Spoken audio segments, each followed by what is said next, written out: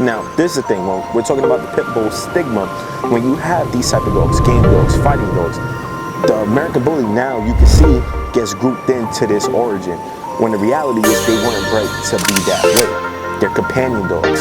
When you compare this to the American Pit Bull Terrier, because they're grouped into this stigma, you have to understand the American Pit Bull Terrier, you have to understand what they were bred for and what their genetics are. Is this breed an American Bully or an American Pit Bull Terrier?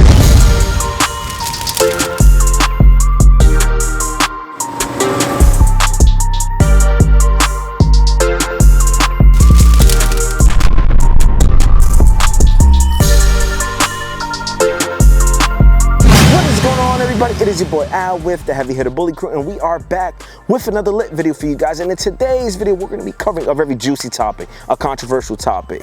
Is this breed an American Bully or an American Pit Bull Terrier? As all of you know, if you are out in the public walking your dogs, and my members of the American Bully community can attest to this, your dog is often grouped into the jacked Pit Bull stigma, which leads your dog to be categorized into the Pit Bull. And with that being said, in this video, I'm going to be providing some clarity between the two, because as all of you know, there are different traits and different temperaments that separate the two. So with that being said, please don't forget to like, comment, and sub to the channel. Check off the bell notification icon to become part of the family. With that being said, let's get into the video. Alright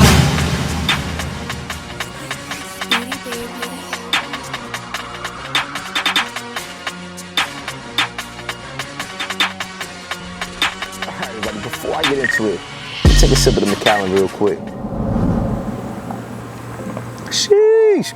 This is something about the Macallan that hits different on the weekend, especially we're in content creating mode, baby. All right, everybody. So when discussing the differences between the American Bully and the American Pit Bull Terrier, you have to understand the bare basic foundation of the American Bully. Now, as all of you know, you follow my platform. Early in the year, I did a series of what is wrong with the XL American Bully, and I talked about the breeds that have played a role in the development of the XLs that you see today. Well, why is that prevalent to today's video? Because you have to understand what the history of the American Bully breed is, right?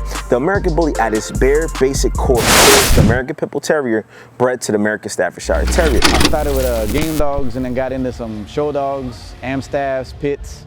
I started blending like the Amstaffs and the pits together probably back in the early 90s, maybe 1990 I think is when I really started doing it. And you know, breeding for a bigger dog, you know, like a heavier bone, blacker head kind of dog, you know, a bigger dog. And started competing in UKC and showing the dogs, and did real well early on in the UKC. Now, why is that prevalent? Because you have to understand that the goal was to create a jacked pit bull, or what they call bullier pit bulls back then. And we're talking about the 1990s. We're talking about when they were first founded by the ADBA. So with that being said, I'm going to read something off of the ADBA website talking about the history of the American Bully. The American Bully was developed in the mid-1990s by breeders on both the east and west coasts of the United States. They used as their foundation stock United Kennel Club, UKC, and American Dog Breeders Association, ADBA, registered American Pit Bull Terriers, mated with American Kennel Club, registered American Staffordshire Terriers, different varieties of the same breed on bloodline history. These dogs were first known as bully-type American Pit Bull Terriers. For the past 25 years, these dogs have been bred, bloodlines refined, and promoted across the U.S. and overseas. The breeders of these dogs have developed this breed for a specific build and temperament so unique that they have been recognized as a breed separate from the American Pit Bull Terrier. These dogs were first registered as the American Bully with their own kennel club in 2004. Recent speculation that the breed was influenced by the blending of other bull breeds into their gene pool prompted the UKC to recognize the American Bully as a separate breed on July 15, 2013. Beginning in March 2015, dogs exhibiting these physical characteristics unique to the American Bully breed, or being bred from broodstock that consistently produce dogs with these unique physical characteristics, are being registered with the American Dogs Breeders Association, Inc. as the American Bully. Now, with that being said, why am I talking about that? Because you have to understand that that was the bare basic foundation of the American Bully. As all of you know, if you view my content, and especially if you're into the community and you do your own research, yes, papers were hung to incorporate bulldogs to bring out more of the bullier traits, bulldog traits, the bigger head, the thicker neck, the thicker bone, all of those specific details that you see on the American Bullies of today. Yes, those were brought in to make the American Bully who they are today. And as all of you know, you line breed and inbreed on those traits, and then you get to the look that a lot of these kennels have in today's. Woo, it's thunder. So let me finish this up real quick. Now, when talking about the American Pit Bull Terrier and talking about the American Bully, as all of you know, there are clear, distinguished differences between the two. So with that being said, let me get into those differences. Let's get into it. 2 hours later. All right, everyone. So before I get into the differences between the American Bully and the American Pitbull Terrier, due to the fact that I had inclement weather early on in the video, as you saw with the lightning flashing, the thunder sounding all, that sped up the process a little bit, and when I was looking back at the previous clip, I completely forgot to give the proper recognition that the American Pitbull Terrier deserves.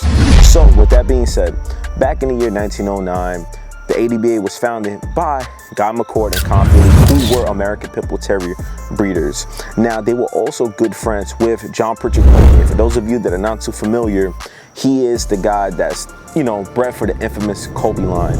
These dogs were considered game dogs, fighting dogs, dogs with super high drive, super high energy, dogs that were able to do incredible things. Now, this is the thing, right? When we're talking about the development of a breed, they usually say it takes over 100 years to get the traits, the conformation, everything established within the breed, which is the phase that we're on now currently with the American Bully. Now, this is the thing, when we're talking about the pit bull stigma, when you have these type of dogs, game dogs, fighting dogs, the American Bully now, you can see, gets grouped into this origin, when the reality is they weren't bred to be that way. They're companion dogs. They're not dogs that are game dog bloodlines, which means that your dog, you know, is good in protection work, a dog that is great in protection overall amongst the home, a dog that is great in every facet, super high drive, super high functionality, dogs that can do simply incredible things. These dogs need proper pack leadership. Now, you can see how, when you have this origin, you can see how the American Bully just gets grouped in, and everyone assumes that this Jack Pitbull is a lot like the American Pitbull Terrier. Now, like I said, there's pros and cons to both breeds. Now I'm gonna get into the differences.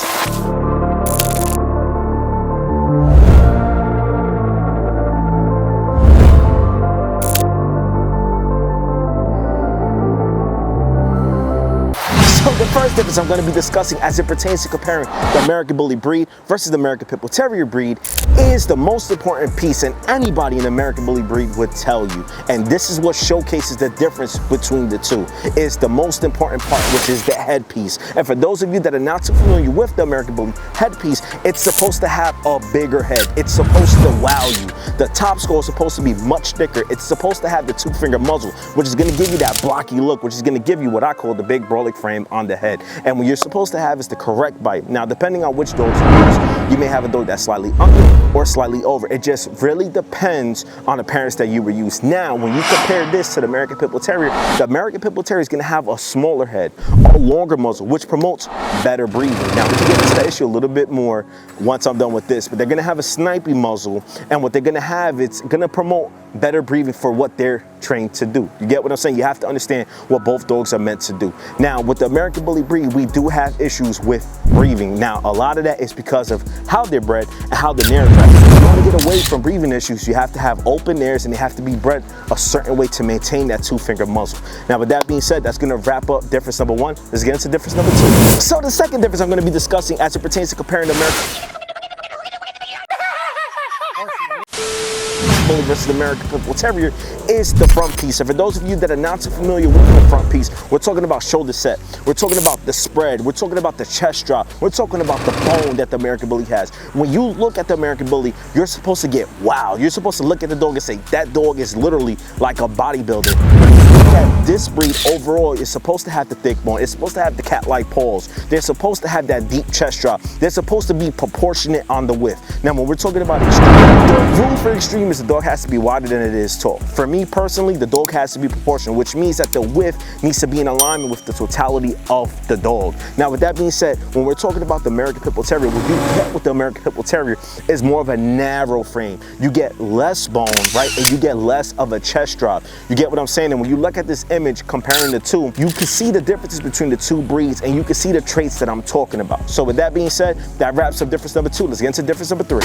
So the third difference I'm going to be talking about as it pertains pertains to comparing the two breeds is the back. For those of you that are not too familiar with the American Bully's back, they're supposed to have a wider rib cage, and what this wider rib cage allows is for the dog to be able to store the mass properly around the totality of the body. Now, when you compare the American Bully versus the American Pitbull Terrier, what you're gonna get is more of a narrow rib cage, promotes more of the athletic look as it pertains to comparing the two. Now, when we're talking about the back length, the American Bully breed is supposed to have a compact back. They're supposed to have a straight top line. What this breed struggles with occasionally is the high rear, which means that if the dog is bred a certain way to be more extreme, the dog is wider. So what ends up happening is you get a shorter upper arm length, and what that does is that bleeds into the totality of the dog, which gives it that high rear. Now, with that being said, it gets even worse when you start talking about the stiff stifles. Now, when you're looking at the American Pitbull Terrier, what you're gonna get with the American Pitbull Terrier is more of a roach back. For those of you that are not too familiar with the roach back, what the roach back allows is for the dog overall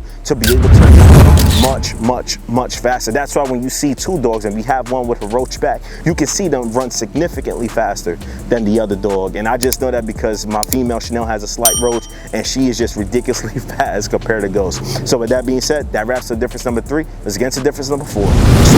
So I'm going to be discussing as it pertains to comparing the American Bully versus the American Pitbull Terrier is the rear. And for those of you that are not too familiar with the American Bully breed, the rear is supposed to have a lot of rear mass, which means that the dog is supposed to have a lot of rear muscle. It's supposed to give you those quads similar to a bodybuilder. Now, when you compare that to the American Pitbull Terrier, the American Pitbull Terrier is going to have leaner muscle around the legs. But like I said, they're more athletic, so they're more inept to be very healthier in that hip set, which makes them much more athletic, much more functional. Now, when you compare that to the American Bully breed, overall, you could run into hip issues. That is the common issue with the breed, especially if they're bred the wrong way. You got to remember how they're bred. That plays a very integral part in the hip set, because you got to make sure you got a healthy hip set with the American Bully. Now, don't get it twisted. This can apply to the American Pitbull Terrier as well. It's all about how the breeders are breeding.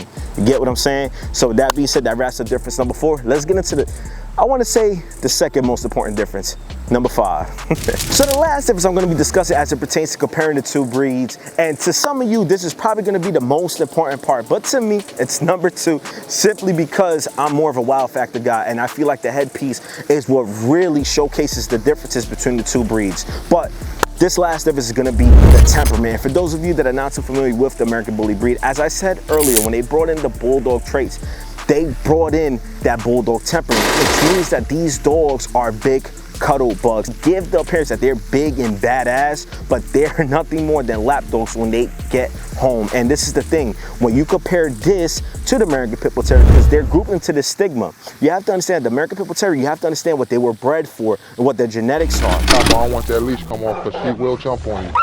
She's a real high bitch, B. I can't even handle her, you know what I'm saying? I can't even touch her.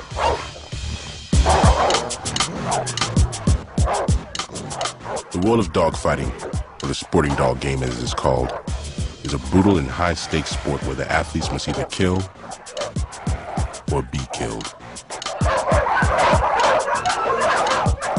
It's a $1 million industry.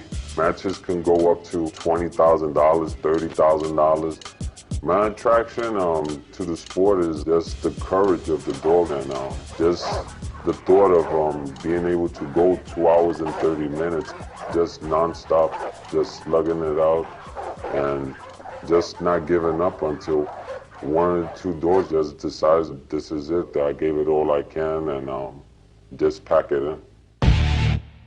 The Pitbull is one of the most maligned breeds of dogs in history.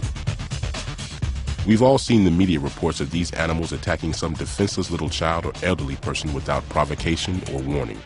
If you're not a pack leader and understand how animals work and how dogs work, you're going to struggle with issues with pack leadership with these dogs. American Pitbull Terriers are super high functioning. They're very athletic, which means that they need an outlet, which means that they need to go on longer walks. They need to have that stimulation to really get them to become balanced, and they need to respect you as a leader.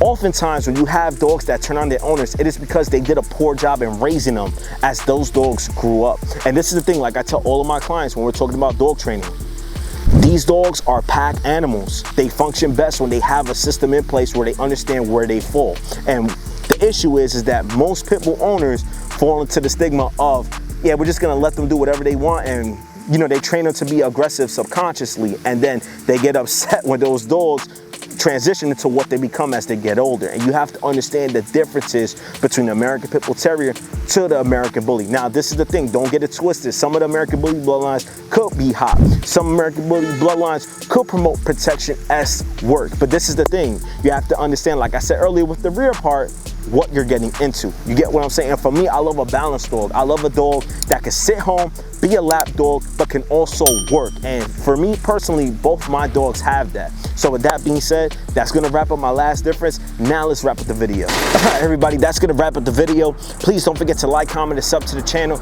Check off the bell notification icon to become part of the family. And with that being said, the vision is the vision. And it's always going to remain that way. And it's to broadcast this breed globally, to really give it the proper recognition and respect that it deserves. Now, with that being said, these are the facts. These are things that I've shown you that separate the American Bully breed versus the American Pit Bull Terrier. And like I said, my goal here is to break the stigma that comes with this breed. So, like I said earlier, don't forget to like, comment, and sub to the channel. Have a blessed day, and we'll catch you on the next one. We're up and out of here.